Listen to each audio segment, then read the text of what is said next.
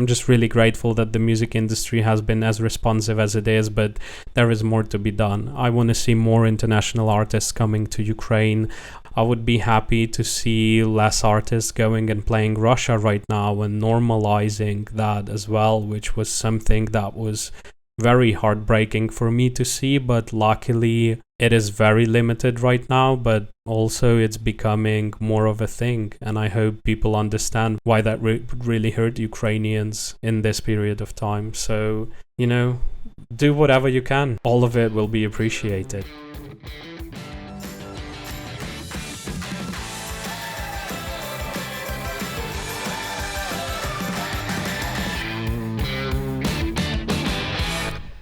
The live music industry is facing significant challenges, and while issues like rising costs are significant, they pale in comparison to the reality that some of our European colleagues are literally under siege. Russia's invasion in February 2022 continues, yet so does live music in Ukraine. The country has become renowned not only for maintaining a functioning railway system during wartime, but also for hosting full-scale music festivals despite the constant threat of air raids and bombings. One person who has played a key role in ensuring that Ukrainian live music continues to thrive is today's guest, Vlad Yaremchuk, Programming Director of Atlas Festival. Vlad, I hope I didn't butcher your name, but you can rectify that by introducing yourself. Thank you so much for joining us today. I'm very happy that it worked out. Thank you for having me. Well, you didn't butcher it. You've done relatively well, actually, so that's good. But yeah, like you've said, I am the Programming Director of Atlas Festival, which is Ukraine's biggest music festival, and I'm also the Partnership Manager of an initiative called Music Saves Ukraine, which was created at the beginning of the full-scale invasion by what's called the Ukrainian Association of Music Events. So that's the biggest association of music industry players in Ukraine. And it used to do all kinds of things before the war, like, having a conversation with the government to set up a better, fairer music business here in Ukraine. But obviously, since the war, priorities really changed. So Music Saves Ukraine is sort of our way of addressing what's happening and making sure we can provide actual real help on the ground. So kind of two jobs, and we've been very lucky to have Atlas back. So that was me doing my actual job for the first time in quite a few years, since 2021, basically. Yeah, first the pandemic, then the war. But we will talk about both of your jobs today. But before we do, I would like to ask you about the current situation in Ukraine. To be honest, especially after the air raids and bombings in the last couple of days, it's hard to think of any kind of day-to-day life, but still, can you give us an impression of how everyday life feels like for you and your fellow citizens?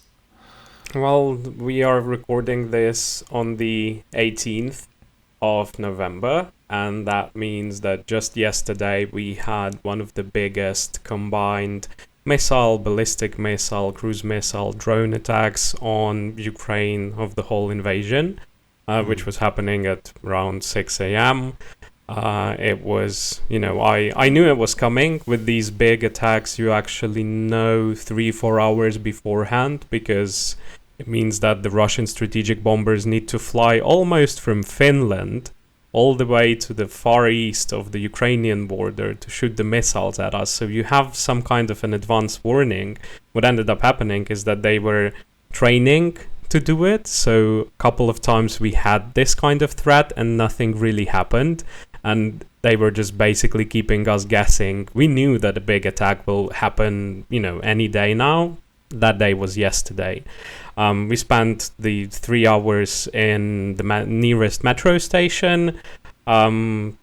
It was, one of the biggest attacks, but, then the air raid alarm is over and people go back and do their jobs. Still, kids need to go to school. Families take children to the kindergarten and have to go back to work and go drink their coffee, and life just continues happening. And sadly, it's just the normal reality here, and we can't really afford to use that as an excuse not to live our proper lives, because, well, the country needs to keep running somehow.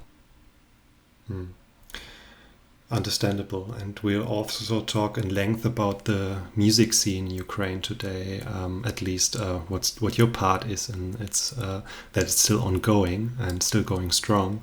But before we do that, how can I imagine Ukraine's music scene, at least the parts you are most close to? Are there any artists our listeners should check out? Is there anything that stands out culturally or something that has changed because of the war? Oh, well, it's surprisingly or not surprisingly, Ukraine underwent a kind of cultural renaissance throughout the last 2 years. It happened for the first time in 2014 when we had the Revolution of Dignity and Russia invading into Ukraine, taking over Crimea. That was a big change for everything in the country, really, but it was still quite limited. Like living in Kiev, you wouldn't really sharply feel that war because it was still rather hybrid and very different. And it took a lot of time even for myself to sort of wake up to what was really happening. And then obviously 2022 comes on and we have the full-scale invasion, which was, it changed everything. Imagining our lives or how things were before the war, it just feels like a distant, weird illusion. Thinking back to that life, it just felt like a mirage of sorts. But it shook up the music scene entirely. It was a very Russia-dominated music scene here in Ukraine, just because of, how much money was that in that scene, and Russia very willingly weaponizing culture, basically. So they always wanted to, take up as much sort of post-Soviet space with their music as possible, buying out artists, investing a lot more into the artists to a point where Russian artists would have incredibly successful shows here. A lot of them much better than when you would invite an international artist, for example. And that was the state of things. But ever since 2014, Ukrainian music started rediscovering its roots. You would hear a lot more music that's featuring folk motives, that tries to reinterpret long-lost poetry of those who were killed under the Soviet regime, or going back hundreds of years as well. Ukraine has a lot of culture to draw on for, we've been around for a while, always fighting for our independence. And so that is coming through in the music more than it ever did. But with the 2022 invasion, the role of music itself really changed. Music was mostly entertainment. Of course, there was a big cultural process, like I've said, rediscovering our roots, all of that. But if you're looking at sort of the commercial and mainstream level, it was just entertainment like it is in most of the world. But now it's far from that. Music is something that helps people deal with their emotions, and there are a lot of overpowering emotions here. Emotions of grief, emotions of being separated from home, soldiers being separated from their families, people becoming refugees, people losing their homes, or music that cheers you up and gives you the energy to go on in sort of the daily life in the rear. Or for the soldiers on the front line, there is a lot of music that has very directly addressed what the soldiers are going through. So all of these different complex emotions that we have to deal with that are very difficult to deal with, music is incredibly helpful in dealing with that, because it can, express those emotions in a way that words sometimes just cannot. And so, whenever you have so much went up and you really need to cry, but you can't, that music would usually be something that gets you over that edge. So, and it's like, for me, even personally, the fact that I still listen to a lot of the new music, and now there is so much new, incredible Ukrainian music to dig through, because the scene really just activated since the invasion. Obviously, for the first few months, nothing was happening. It was a sheer matter of survival. No one knew what's going to happen tomorrow. But in the parts of Ukraine, so for example, when the Russian troops pulled away from Kyiv, normal life started somewhat getting back here, and with it came the first concerts, and with it came these things that we deem normal. And that meant, and for a lot of artists, I guess it was a wake-up call, being like, either I do this now or never. I don't know what's going to happen tomorrow. So if I want to do music, I'm going to do it today. So that led to just an enormous amount of new names on the scene. There has never been so much Ukrainian music as there was in the last 2 years. And all of it almost is now in Ukrainian or in English. So there was a huge segment of Russian-speaking artists because that would sort of enable you to enter the wider post-Soviet scene, and that means more money. But now it was just all music switching to Ukrainian, all music looking inside the country, coming back to the people, living through this experience together. And so that obviously changed the music a lot, and it's in all ways it has to do with war in one way or another, or it has to be trying to sing about things that are normal, and that we should remember that it's not just war, but also there is still love, there is still kindness, there is still so much to sing about. So it really is an exciting scene, but at the same time, it's almost 3 years now, and Ukrainians have been showing incredible resilience. We still do miracles basically every single day. No one was expecting us to resist the way we did. But at the same time, it's not nice to see it being, people considering that the norm, like the heroization of Ukrainians, that, these are people made of steel, so they can keep doing this forever. That is not true. And you can already start seeing some cracks starting to show because, for example, for music and for culture, all of it is now charity driven. All of it is in one way or another raising the money for the army or for humanitarian needs. You can't really make much money. It's just you can't make much money with music in Ukraine right now. The infrastructure is not there. People don't have as much money. It's really difficult.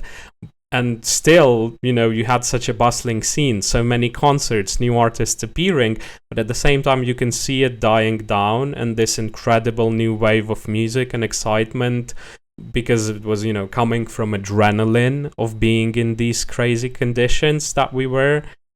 It's a bit dying down just because it's been that long. Nothing can withstand what we are going through and make it look like it's nothing. So sadly, cracks are also starting to show and things are dying down a bit just because there is so much exhaustion and, so much places were bombed, so much was lost. So it's also getting a lot more difficult now than it was on that crazy adrenaline and, it was all or nothing, but you can't do all or nothing for 3 years in a row. For sure.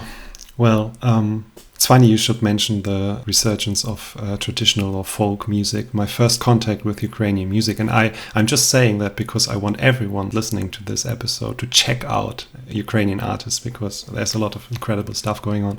So my first point of contact with Ukrainian music was Dacha Bracha. Probably I butchered their name again, but it's a perfect example for them, combining so many different elements, old and new, into their own and very different sound. So yeah, I think it really is incredible what's going on in your country in this regard. Dacha Bracha is that would be the artist that I would mention first as well.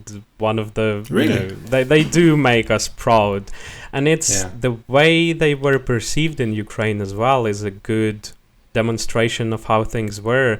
They became very popular outside of Ukraine way before they became big in Ukraine. Yes. It doesn't. They don't like it when people put it that way because they always had a great audience, but it was rather niche. And now it's something that everyone knows. It's them touring internationally non-stop and then coming to Ukraine and always do like a show in Kyiv, which I never can afford to miss. They are absolutely incredible, and they've been speaking about what's happening in this country ever since 2014. They've been trying to shout at the world, trying to say that, we are fighting this war and this is happening. And, to do that now is in a weird way rewarding because, now everyone pays attention and now everyone takes them way more seriously because they've been trying to tell the world about this for 10 years. They're on tour right now, actually. Well, when the episode goes live, I guess the tour will be closer to its end, but they are right now we're rolling through Poland. They're going to have a couple of shows in Germany, and if you can go and see Daha Braha, that is something, it's life-changing. There is, I'm not going to be trying to be humble with it. They are honestly incredible. So, but then, after them, there is now a new wave of so many more artists that are trying to do the same, but in their own way, trying to put a spin on, the folk motives and trying to really be Ukrainian in their music in a way that you can feel that. Yeah, definitely. Okay, all right. So I have to put a link to maybe the NPR Tiny Desk concert in the show notes, so our listeners can check them out. And now let's come to the meat and potatoes of this episode. The music scene in Ukraine, you already mentioned it, is in kind of war mode. I guess every second concert is a fundraiser. There is no real music that is not in any way connected to war or politics, or just taking the minds of what's happening. So how can I imagine the scene in general, and where does Atlas Festival come into play? Because you didn't mention it, but it's a very huge festival, right? Oh, yeah, back in the day. So the last edition before this year's that we did was 2021, which was actually incredibly lucky of us because it was still COVID. And most of festivals in Europe still didn't happen in 2021. Obviously, everyone skipped 2020, but 2021 was the year of sort of reduced formats, or many of the festivals still skipping a year. But we were incredibly lucky to have a chance to actually do it. And thinking back to it now, that's something that saved us, because obviously before that, the latest edition was 2019. And considering that in 2020 we got, in the 2022 we got the war, it means that would be, we would have probably just stopped and disappeared. So having that stretch from 2021 to now, we managed to survive because it wasn't like a 5-year break. It was less than that. Obviously, events started happening as soon as sort of spring 2022 in Ukraine. Concerts started happening, small ones, in safe places, in shelters. First few festivals started to pop out in places like Kyiv or in Lviv on the western border of Ukraine, which is relatively safer than even Kyiv, maybe, not now. And we were just watching it, seeing what is possible, because obviously, in 2021 we had more than 600,000 people. It was a 7-day festival. It's a huge festival, so obviously for us to come back would be something unusual, because even if we reduce our scope, that would still be a very big festival. That is why in 2022 we just did like an online edition, similar to what we've done in 2020 when we couldn't do it. We just had a big live stream, collecting donations, talking to artists, having them perform live in a venue, and all of that being online. And some of the smaller festivals started happening in Ukraine. In 2023, you would have, events happening basically all the time, most of the venues already being open, and even sort of 5,000 to 8,000 people festivals starting to pop out. We still didn't feel like we can do a festival that year, but we did our first offline event. That was just one day. It was free to visit. It was based in one of the city's malls. People could come and watch the full feature film that we did about the festival that actually released like 2-3 weeks before the war kicked off. And we had some artists performing, and once again, fundraising, of course. So, with every year we were doing a step more, because it was, we were learning from other people's experiences holding smaller events. And that basically led us to this year. And in the beginning of the year, we were already slowly discussing whether we do it or not. And eventually we realized that it seems like we can do it. And, we've been thinking about Lviv as well, but another festival from another city moved to Lviv already. So we really wanted to do it in Kyiv, of course, but to do a big festival in Kyiv was still risky. The missiles fly quickly. For Lviv, it's a bit more safer. It's a longer flight time, but for Kyiv, not really. Yeah, we found we've got in touch with the biggest mall in the city called Blockbuster Mall, and they have the biggest shelter in the entire country, which is basically an underground parking lot that is more than 50,000 meters squared, that can fit an enormous amount of people. And that for us meant that we can go for quite a significant capacity, and we can evacuate everyone if it's needed. And that's obviously, if you can't do that, you don't do anything. That's the first thing you need to take care of, safety. And in this case, safety means if there is an air raid alarm, you need to evacuate people. That's the norm for all of the events, concerts and venues. You just need to have a shelter nearby. You need to have a robust evacuation plan. If there is an air raid alarm, everything cuts off, people are led, and you have to wait until it's over. And once we had that huge shelter, we were like, okay, that means that we can do it. So we started calculating, the evacuation, started working with the city administration, with the military administration, got the state emergency services to help us, and we were using specialized software to calculate how quickly and how many people we can evacuate, considering, the structure of the whole mall.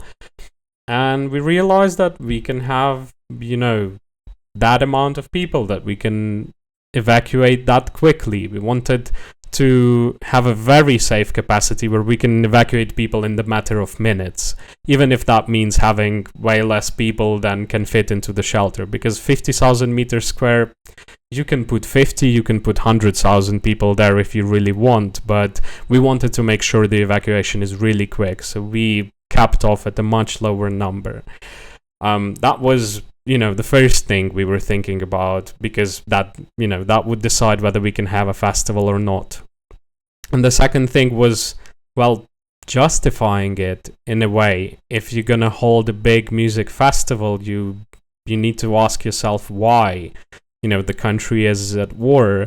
Yes, concerts are happening, but still, like I've said, it's all driven by charity. So that meant for us, obviously, that we need to have the charity aspect, and it needs to be big. It needs to make a difference where no one would ask themselves, why is this happening? This feels wrong. This feels like dancing on the bones or something like that. And we've picked for ourselves a rather ambitious goal of raising 100 million hryvnias, which is around 2.3 million euros for the country's defense. And that was basically the main goal of the festival. And we would use everything at our disposal to reach it. And that for us meant that if we managed to hold this festival safely and raise that amount of money and make it happen, then it's totally worth it. Because, it gives people the jobs, it gives artists a chance to perform, it gives people a chance to interact with the festival and enjoy music and just have that little breather amidst the craziness. And so there we had the recipe on how to do it, and then we started thinking, how do we raise that much money? But throughout the last 3 years, so many crazy fundraising schemes came up because everyone was getting so creative, because everything is a fundraiser here. You can't spend money in Ukraine without a part of it, from your coffee, from your groceries, from your tickets, everything somehow gets donated. And that meant that there are so many crazy creative ways. And our job was to take it all, everything that people came up with, and somehow cram it into one single festival. And that really changed the festival. I mean, obviously the festival felt entirely different just because it was happening throughout the war and there is evacuation and there is all of that. But, having it be so charity driven also made it very different. So, we've discussed how the safety aspect works. You need to have evacuation, you need to have a shelter. Then there is an aspect of the blackouts. Russia relentlessly attacks electricity infrastructure. That's what they were doing yesterday once again. As soon as it's getting colder, they know that it's their chance to strike, to try and just degrade any sense of normalcy here by denying people electricity and as a result heating and water, etc. that also quite became the norm. So now all the venues, they also have generators. And, their blackouts don't happen here all the time, but as soon as it's hot season, that means that electricity is surging, so you need to introduce blackouts. When it's winter, the same thing happens. It's cold, more electricity gets used. So there are these seasons where there are blackouts, and we had a very hot summer this time around. And Russia did another round of attacks trying to use that.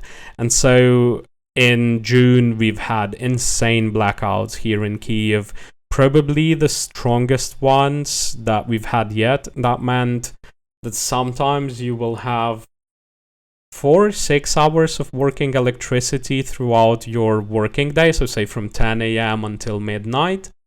And that was a big challenge.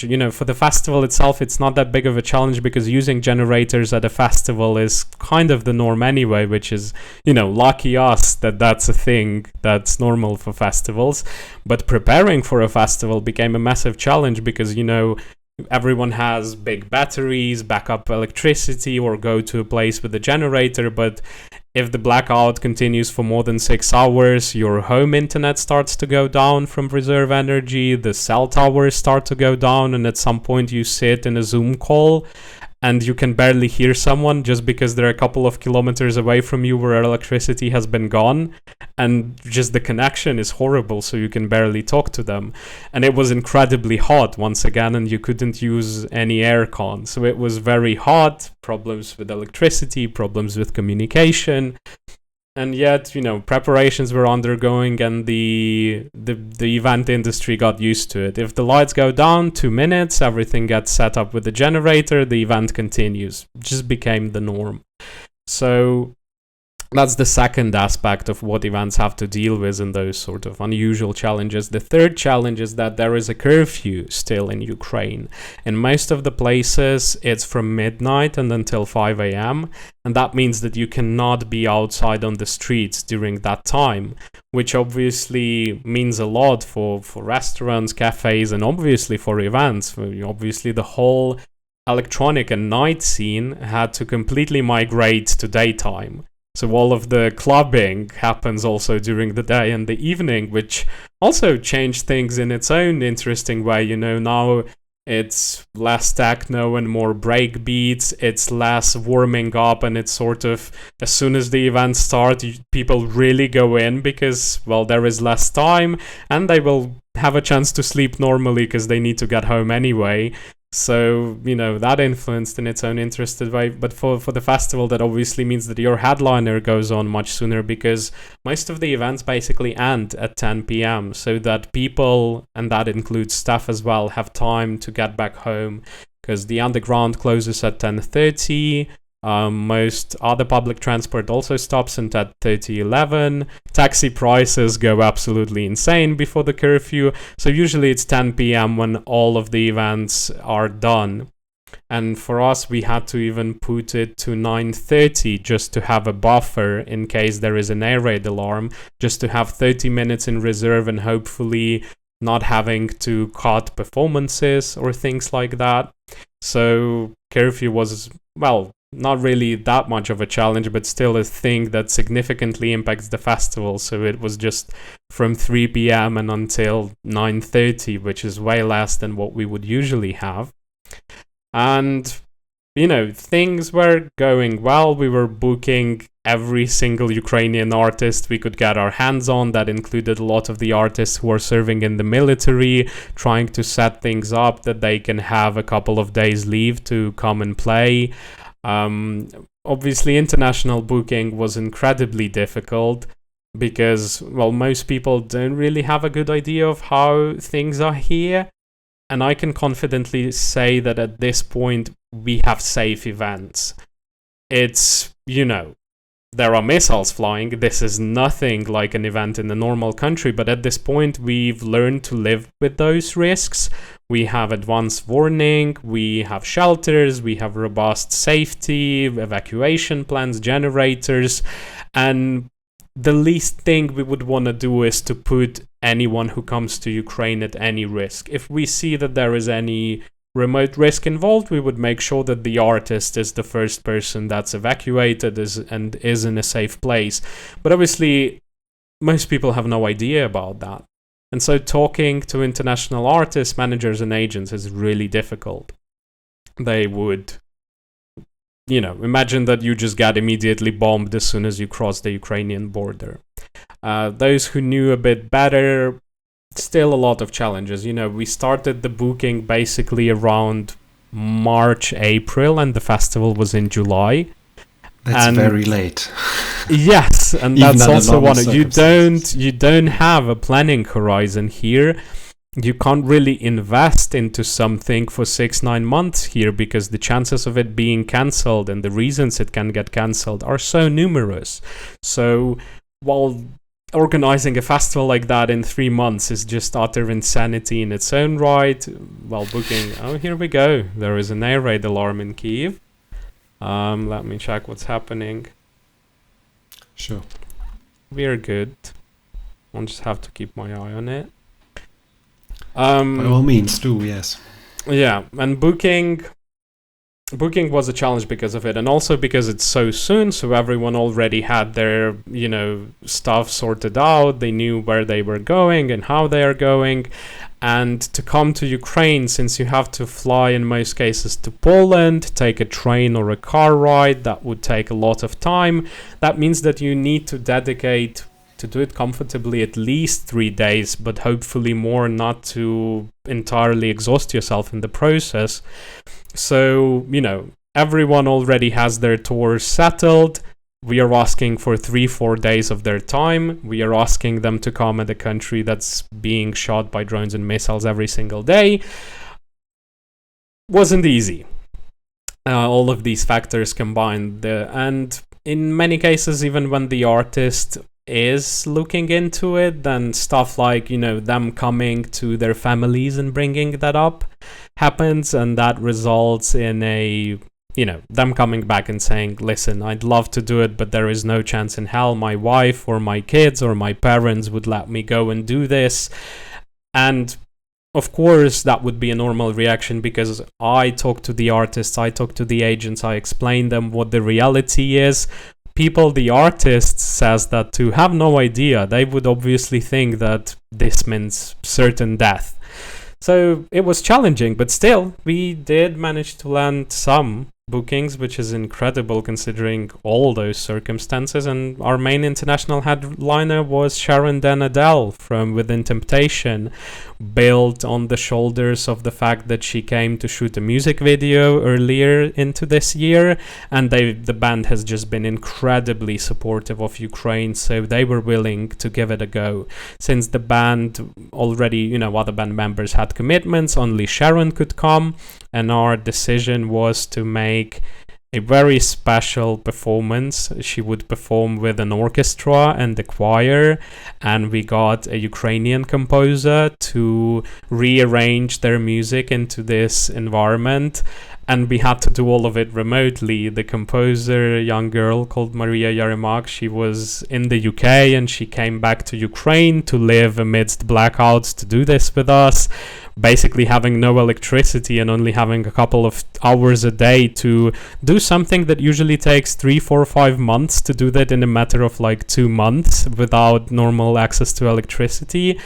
The choir and the orchestra had to, do rehearsals, only a couple of them. Sharon had no idea how all of it is going to work until she comes here just before the performance to have her first proper rehearsals. She would only hear what Maria composed in software. It was an insane thing to arrange, but at the same time, it was so special. And, we are just incredibly grateful. This was basically the biggest artist playing a public performance still in Ukraine. We've obviously had Bono, but that was more of a visit of support, playing in the underground with more political. This was, a concert. People could buy tickets and go to it. And we're just incredibly grateful to Within Temptation for having the guts to do it and hopefully opening the door for others, because artists started coming to Ukraine, especially in electronic artists, because it's just so less hassle to come. You can do it alone if you want to. But none of them made enough of a splash so that others would notice. In smaller scenes like in drum and bass, London Electricity came. He was posting about it a lot, and immediately other artists were like, oh, I had no idea you can already come and play in Ukraine. I will come as well. And like 5-6 more artists came straight after him. But on a general scale of things, it's still mostly something that's unsinkable, which is really a shame because we are ready for it. But it's obviously not a decision to be made lightly. But hopefully Within Temptation we could demonstrate. So the preparations are ongoing, and we are preparing to launch the fundraiser before the festival, because it would not just be happening at the festival. It had to be a massive multi-month campaign of raising money that doesn't necessarily have to deal just with the festival. So we grouped up with the biggest bank, one of the biggest banks in Ukraine, Monobank, which is a mobile-only bank, basically, which everyone uses here, especially for donations, because it's just so quick and easy. And instead of going with the ticket seller, we went with them, because what that enabled us to do is to not have any service fee for the ticket, and 15% from every ticket sale we could already immediately donate to the fundraiser, which we had there as well. So that would already mean that 15% from every ticket would be a donation. And what became very popular in Ukraine is sort of creative fundraising. There was one stand-up comic, Vasil Baidak, who just started doing funny covers of all kinds of songs, basically demanding donations from people, and it just went insanely viral and inspired basically everyone else to make funny parody skits, music videos to drive fundraisers. And so we did the same. We invited some of the biggest artists, influencers, and cultural figures in Ukraine to record a very funny, full of skits, 6-minute video that would be driving the donations. Everyone who donates gets a chance to win a new flat in Kyiv in a prestige apartment block. Sponsors would be offering a lot of the things. To sponsors, with sponsors we always had a very special relationship.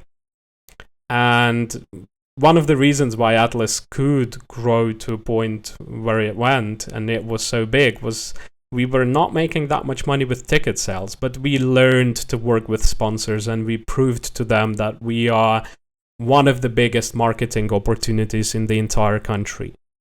So this year we obviously used it for donations, and we came to them and said, if you donate 100,000 euros, we will do this, and that for you promo-wise. If you donate 2, 3, 500,000, we will do this thing. And that also helped fill a lot of that goal of ours, because we had our main partners and sponsors donating big amounts, because they want to help as well, but at the same time we would make it nice for them as much as possible. And then we are almost at the festival. It's July, and on Monday, so the festival was supposed to start on Friday. On Monday we have one of the biggest missiles attack on Kyiv to happen. And it was a brutal attack that was more successful than these attacks usually are, sadly. It bombed the children's cancer hospital, not by mistake. It was a direct strike that we sadly couldn't intercept. It hit other hospital as well, and we were actually partnering up with both of these hospitals before this happened. So that was, that meant that we could immediately support them because they were involved with us anyway. But they bombed those places, they bombed a couple of residential buildings, and so everyone was just pulling the debris out, trying to help as much as possible. For us, it was obvious that we cannot proceed. Because there is going to be grieving in Kyiv, and even though that happens in multiple cities every single week, this felt different. It was different from a lot of the recent strikes on Kyiv at that time. And it meant that we cannot really go on to do promo and communicate in the most crucial days before the festival. because it would just feel wrong. And we had to make a decision to move the festival, but, well, you can't really just pick it up and move it, So it was a very because the stages were already half built or completely built. Most of the team was already living in the mall basically for a couple of weeks now. We were ready to go. We decided to move it, and we started with partners and with the artists, and our hope was that we will go to our most important artists, the biggest ones, and see if they can move it to next week or 2 weeks, and just hope to preserve at least some or most of the lineup and then see how it goes. We were not expecting much. We had no idea how it would go on. But on that same evening, on Monday, after that bombing, we said, okay, we are moving it. Let's talk to the artists. The artists were incredibly supportive. They said, okay, this is going to be very difficult for us. Some of them had to cancel international performances. Some of them had to cancel performances in other Ukrainian cities. Others had to build out insane logistics, but everyone said, there is no, we're gonna do this with you guys. And the same came from staff, the same came from all our partners. At this point, it's not like we were paying everyone a lot of money. This was built on enthusiasm and unity from the get-go. You can't make a festival like that without sacrificing your 200% into it. And here everyone just made it possible. And already on next day in the morning, we announced that we are moving to next week, just because 85% of our lineup by morning already said it's going to be difficult, but we're going to make it work and we are with you guys. And we effectively managed to move the entire festival by 1 week on the week of the festival, which is still quite unbelievable that worked. But at the same time, that's the kind of challenges we have to deal with. And with Atlas as well, we did our biggest edition during COVID. That was a challenge, and we thought, oh, okay, now we are ready for everything.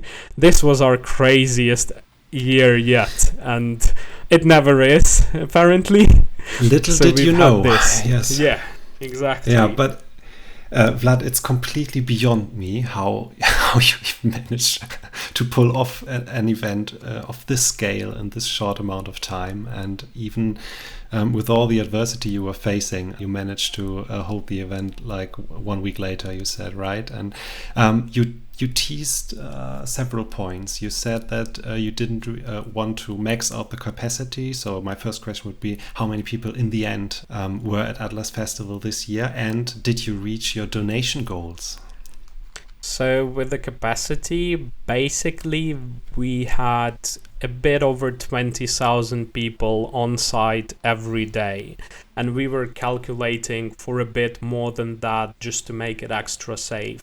That includes staff, that includes visitors, because obviously since we were dealing with capacity not from business reasons but from evacuation reasons, for us it was important to count in everyone. So it was more than 20,000 people per day, which is, really good. Ticket sales were difficult considering everything that's happened and people just being worried, and you can't blame anyone for being unwilling to go to a festival still, because it's, we did our absolute best to make it as safe as possible, but nothing is 200% safe here. So we could only do our best, but we didn't take this lightly. And as for the donation goal, yes, on Tuesday, so 2 days after the festival, we reached the goal, and that was the ticket sales, the contributions from sponsors, people donating, a lot of people who were not even at the festival, those who saw that video. And one of the reasons we had to move was because we were supposed to release that video on Monday and the attack happened. And that was a very light-hearted video, and we really wanted it to make the impact that it did. And so we had more than 100,000, think about 130, 150,000 people donating. So way more than ever reached the festival. And at the festival itself, in between every performance, we had influencers, hosts, and stand-up comics doing auctions, which just became something that's entirely normal at every concert in Ukraine. people are singing a song with the artist on stage, or memorabilia from the music video, or trophies given by the military from the front lines, or, with that comic that made creative fundraising, I think he would sell an empty bottle from stage for 2,000 euros. That's just what it became. And so we made sure that auctions are happening basically as much as the performances at the festival. So artists were contributing all kinds of things, partners and sponsors, the military, all of them were contributing and making sure that we raised that money. We had one of the bars where all the drinks were a 100% donation. All the festival and artist merchandise was 100% donation. So we just combined everything that became common practice into one thing, and luckily reached the goal. And then spending the next 2 months seeing how we are delivering the help to the military brigades. And apart from the 2.3 million euros, we also raised some money for humanitarian needs as well. And just seeing that in action after the festival was probably one of the most rewarding things. Seeing that, just doing the festival and coming back was already crazy, but having this was even more special. Oh, I guess so. Well, I honestly lack the words to describe how I'm feeling about this. What you did was incredible, is still incredible, and even to hear that international artists are canceling their next shows just to be there with you. I mean, that's really something, and I guess it shows, and it shows people, how hopeful music can be. I know it's probably a stupid question, but I need to ask it anyways. Do you have any plans for next year already, or are you still waiting and seeing how things are developing? We, bringing back the festival was also our hope that it means we bring it back for good. Because organizing it in 3 months obviously burned everyone out, as you can imagine, considering all the crazy circumstances. Spending nights in shelters, blackouts, having that attack, and just in normal circumstances, that would be a very difficult festival to make. So we were hoping that we would be able to, say, in autumn, actually start preparations for next year. The hope was that I would be already booking the international artists and have way bigger chances of getting more artists than just Sharon and the other one that we had to cancel because of moving the festival. Because we would have more time, so we would come in earlier and we would be able to show that, we've had the festival already and it did happen. But sadly, ever since August, the situation just became too unpredictable. June and July, attacks-wise, they were relatively... Well, obviously we had the attack on Monday, which could have derailed the whole thing, but in general it was not the most active period in terms of attacking Kyiv. But then in August and until now, we started getting overnight drone attacks with 40, 60, 120 drones every single night. In August, it was a lot of missile attacks. All of September and October were non-stop drones. And then we had just this big attack just yesterday. And in general, if you follow the news, the things are not looking that good with all of with everything that's happening in the world, with what Russia is doing, and Ukraine not getting the support that it needs. The situation is very difficult right now. So sadly, for now, we had to postpone the decision, and we will decide whether we're going to make the festival or not in winter or in spring, which in itself already makes it incredibly challenging because, again, doing it so quickly for a second year in the row, and it's not like we are more well rested than we were half a year ago. It's rather uncertain, sadly. We will have to see. Right now, I can tell you what's going to be in December or in October. Of course, if it is possible and if it's safe, we want to do it. That's why we brought it back. Because, so many artists got to have their first proper festival performance at this year's Atlas. Many artists had their last performance before they joined the military ranks.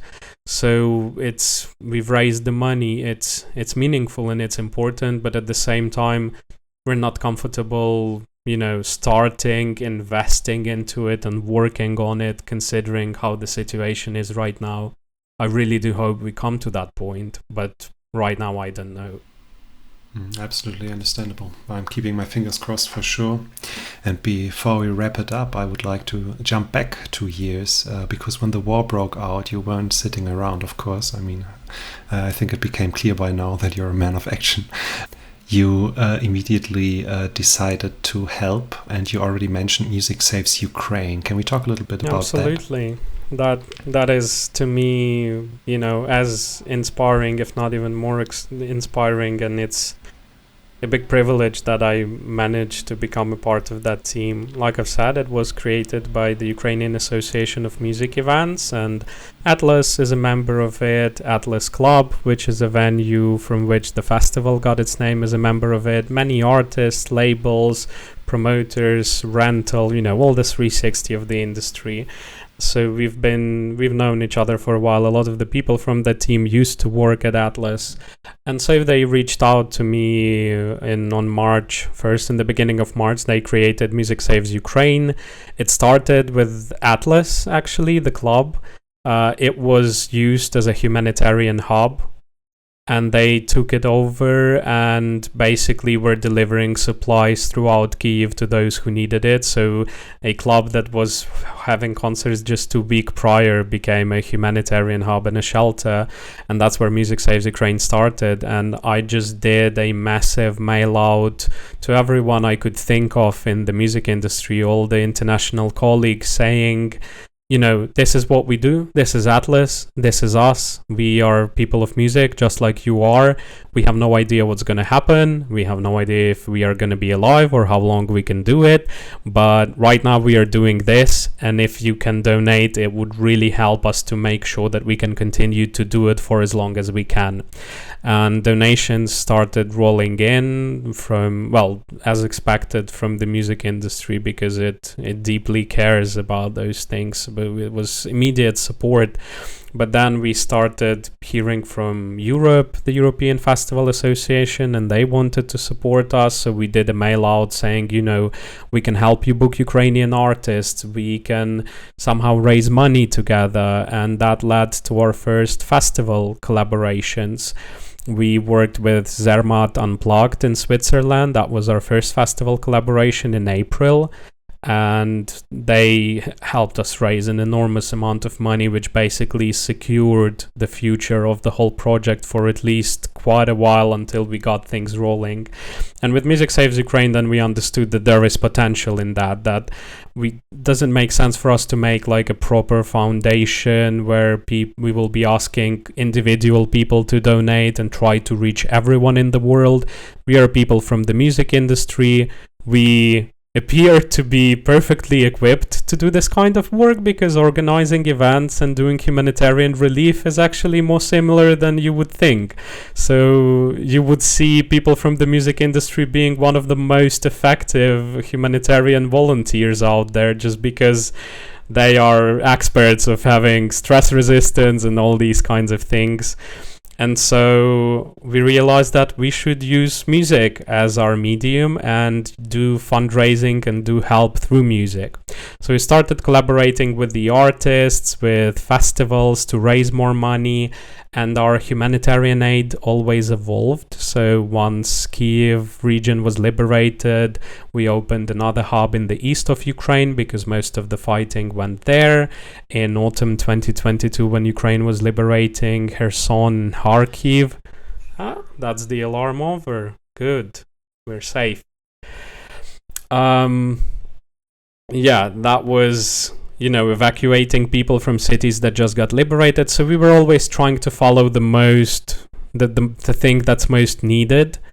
And we would raise money through working with our international colleagues. And then we went to Rock for People, to Pohoda Festival, to Siget, our first so-called summer festival tour, where we would bring Ukrainian artists, and our team would come and collect donations, sell Ukrainian-themed merchandise, and just do all kinds of fundraising things at festivals, and just talking to people, giving people a chance to talk to someone who lives in Kiev, and after the festival will come back to Kiev, which for many people was shocking, because at best they would only have a chance to talk to refugees. So for a lot of them to see that there is someone still living in Ukraine, and to see them with their own eyes, and then to realize that they are coming back, was something that really made a difference at how they look at this war. It started becoming more personal for them, and we used that. That made a big difference. And it just grew. The support from Europe, many Europe members, most of the festivals we work with are Europe members, because they basically adopted us as a team. Basically, we always tell them how things are going and other things. We collaborated in a way with Ed Sheeran, with In Temptation. Ed Sheeran was giving out all the royalties from his collaboration with Ukrainian act Antitila, which are members of our association. With Sharon, we helped them shoot the music video in Ukraine, and all of the royalties from that will also be donated to us. And we worked with Gojira, who we met at Eurokins festivals. They gave us their signed guitar, and we auctioned it off for charity. So we never expected it to become such a thing, but now we are at 630,000 euros. Every summer we do a little festival tour big festival tours in a way, where the team would go to the festivals in person to build the tent, to tell people about what's happening, to sell charity merchandise, and to come up with all kinds of fundraising solutions with festivals. With others, we would work remotely just because we can't be in two places at the same time.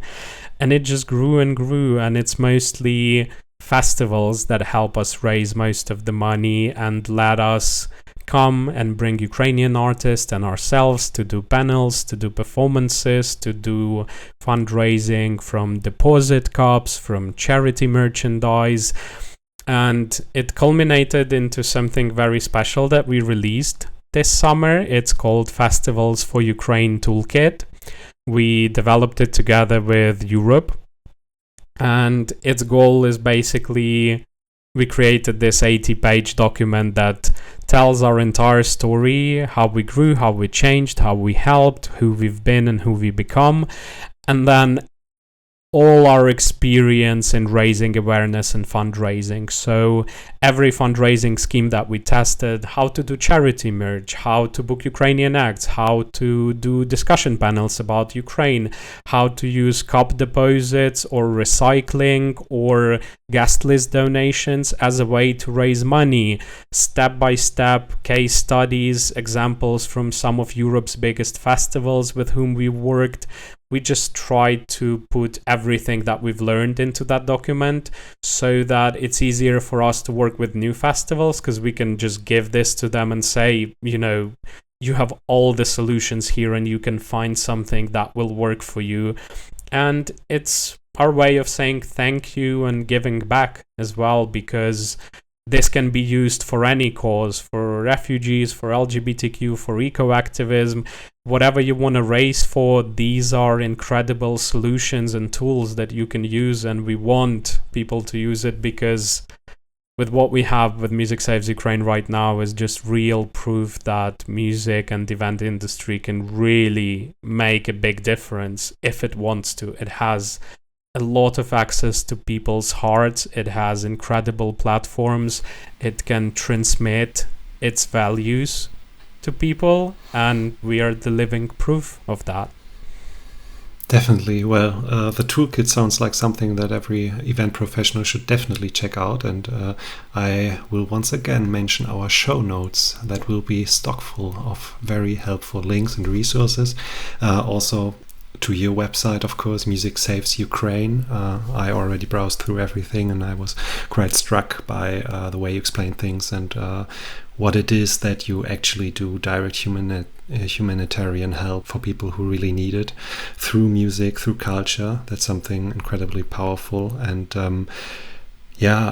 thank you for that. But apart from checking out Music Saves Ukraine, what is it? And that would be my last question.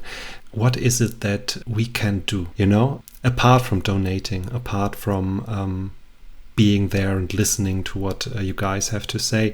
You don't only have incredibly talented artists, you also have event professionals, for example. And is there something more that the music industry, that you would hope for?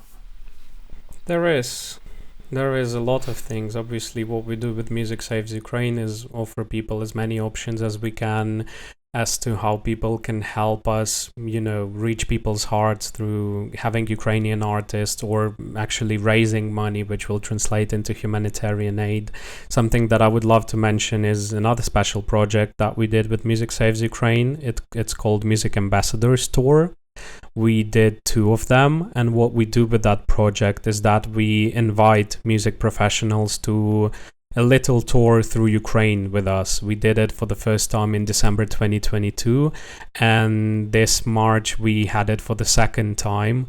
And we've had 12 people from the industry. We've had people from Siget, from Pohoda. We had Christoph Huber from Open Air St. Gallen, venue owners, music journalists, Robert Westerholt from Within Temptation. So we are inviting all those people to actually come and see, first and foremost, what their help actually looks like, to show the results of the invasion, to give them a chance to talk to people who were occupied and who survived through it, and show the destruction that Russia brought here, to show how Ukraine adapted to what's happening. And with every tour, what we do is we produce a documentary about it so that we can show Ukraine as it really is right now through the eyes of our international guests from the music industry, which is our hopes of making a way of learning the reality on the ground through the eyes of people you can relate to. Because I can tell you all these things, but our realities are so far apart that it's rather difficult to pick up on it. But here we have people who didn't have to come, but we invited them, and they were bold enough, despite their family saying no, despite worrying so much. They came to support us. They helped us raise money earlier. Now they came to just visit us and see how things are really like. And I think that documentary does an incredible job of showing how things are. So I would love people to go and see it. We'll include the link once again. And that, I think, makes what is happening here more personal to people, which is something that's really important. It's really worrying seeing how Ukraine drifts from the people's focus, which is only normal because it's been 3 years and other things are happening. But sadly, right now is maybe the most challenging period for Ukraine in this entire war. And we need people's attention and advocacy more than we ever did. Because as soon as the politicians can see that people don't really care and, we can help Ukraine less, or as soon as Russia sees that they can get away with more, we feel it here. And so I'm just asking people to try and spend at least some time to keep in touch with what's happening here, to read some of the news, despite how difficult it is, to talk to Ukrainians. And, if you want to do something with your platforms, we have Music Saves Ukraine for it. Listen to Ukrainian music, read the news, consider helping out a Ukrainian artist. Look out for Ukrainian music professionals outside. We have incredible rental and tech teams now based in Poland and in other places that did those crazy things we did in Ukraine for way cheaper than what Europe can offer. So, we have incredible people who are looking for a job as well. So there are a lot of things people that can do. But the least they can do is reach out and ask. If someone wants to help us or talk to us, we are really open to that. And we really need these connections now because it's been 3 years and we feel more and more isolated because we live through this, it's through this craziness, and it disconnects us from people, and it's more difficult to get along when you just can't even explain what it's like here. So just keeping those connections is really important, and I'm just really grateful that the music industry has been as responsive as it is, but there is more to be done. I want to see more international artists coming to Ukraine. I would be happy if we got to work with more festivals. I would be happy to see less artists going and playing Russia right now and normalizing that as well, which was something that was very heartbreaking for me to see, but luckily it is very limited right now, but also it's becoming more of a thing, and I hope people understand why that really hurt Ukrainians in this period of time. So, do whatever you can. All of it will be appreciated. Well, that's a humble request almost. So let's listen to Ukrainian music for sure. Let's connect. Let's not forget the people on the other side. I hope this talk and this podcast does a little bit to maybe inspire a few people at least to check out what's going on in your country, good and bad. Vlad, thank you so much for taking the time. I know it's not easy, can't be easy for you. I'm happy the air raid alarm is over. And I'm all the more thankful that you took the time to talk to us. So thank you again for that, and Slava Ukraini. Heroям слава. Thank you for having me.